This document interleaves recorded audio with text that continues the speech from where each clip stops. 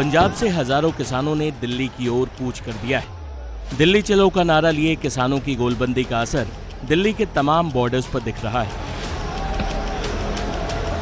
साल 2020 में दिल्ली में किसानों का प्रदर्शन कई महीनों तक चला था, जिसके बाद मोदी सरकार ने 3 कृषि कानूनों को वापस ले लिया था। उस आंदोलन के पोस्टर बॉय थे राकेश टिकैत। उनका बयान हो या उनके आंसू सुर्खियां बटोरते रहे। किसानों की मांगें इस बार भी नई नहीं।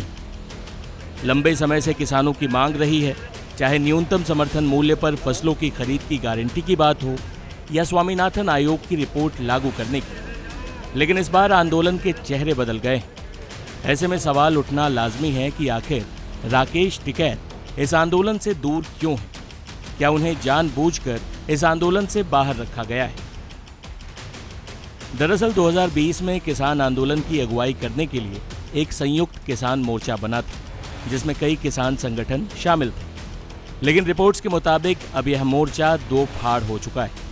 इस मोर्चे में मतभेद 2022 में पंजाब में हुए विधानसभा चुनावों में सतह पर आ गए थे।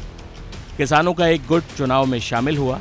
उनका कहना था कि आम आदमी पार्टी से गठबंधन कर लेना चाहिए, जबकि बाकी संगठन चुनावों से दूरी के पक्ष में थे।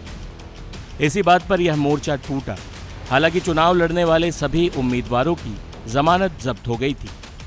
इस बार दिल्ली चलो का ऐलान जगजीत सिंह डल्लेवाल ने एक तरफा तरीके से ही कर दिया।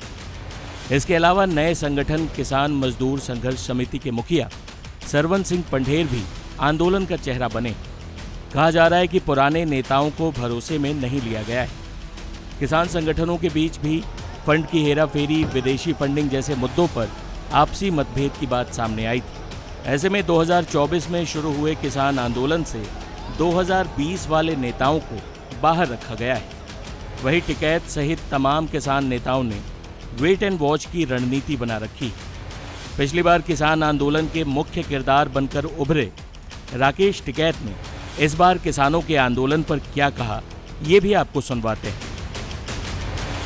आज हम देख सकते हैं कि पूरे दिल्ली में आज प्रोटेस्ट हो रहा है सर, सारे फार्मर्स का, लेकिन आज आप वहाँ पे प्रोटेस्ट नहीं, सब उसका फार्मर्स का नहीं है। कुछ संगठन हैं जो वहाँ पर जा रहे हैं। कुछ की जो एसकेएम है उसकी 16 फरवरी की कॉल है। तो अलग अलग उसमें अलग अलग तारीखों में सब लोग अपना प्रोटेस्ट कर रहे हैं। वो भी एक संगठन है।